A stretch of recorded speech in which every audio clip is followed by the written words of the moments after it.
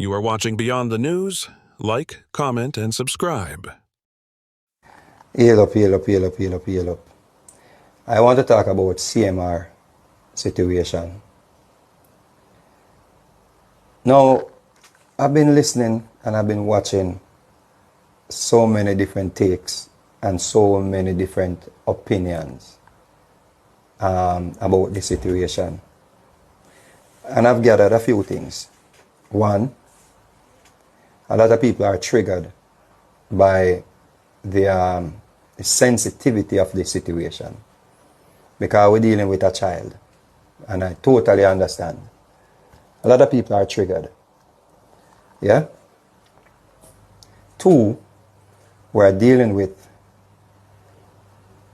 a situation where CMR and Chrissy are still together. That's the problem.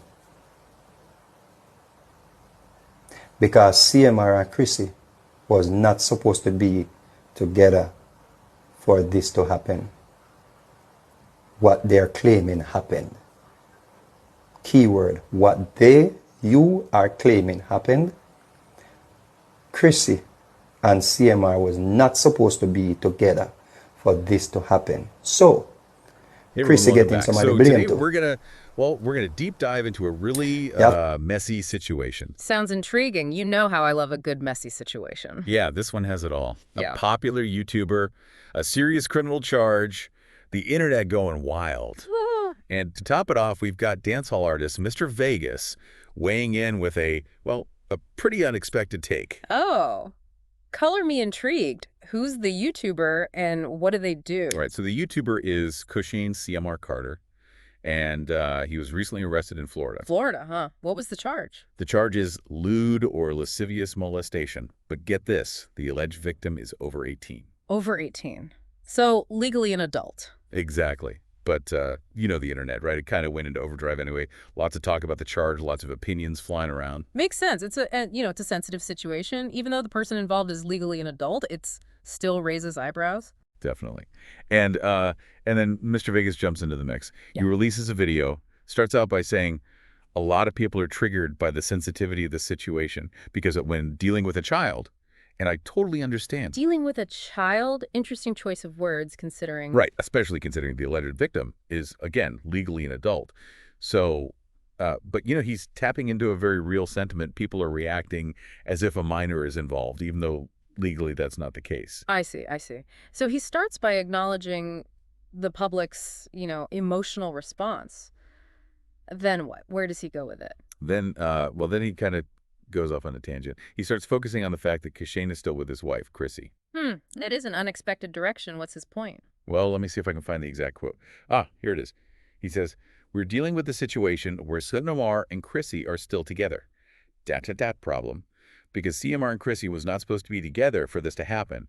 What they are claiming happened. So Chrissy getting some of the blame too." Wow. Okay, so he's basically saying that Chrissy staying with Cushing is problematic and even implies she shares some responsibility for what happened. Yeah, and I don't know about you, but that kind of rubbed me the wrong way. Why is she getting blamed? It's like she's suddenly responsible for her partner's actions. What do you think? It's definitely a provocative statement, to say the least.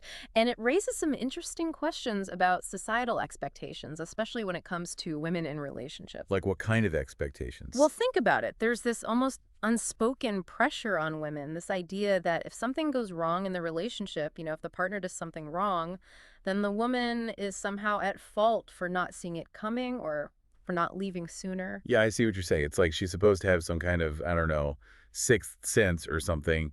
And if she doesn't, then she's partly to blame. That's kind of messed up, isn't it? Yeah, I think it speaks to a larger issue of double standards. Women are often held to a different standard, judged more harshly for the actions of their partners.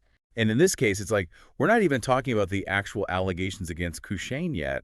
We're already jumping to blaming Chrissy for just staying with him. It's crazy. And what's even more interesting is that all of this is happening before the Carter family has even released a statement. Right.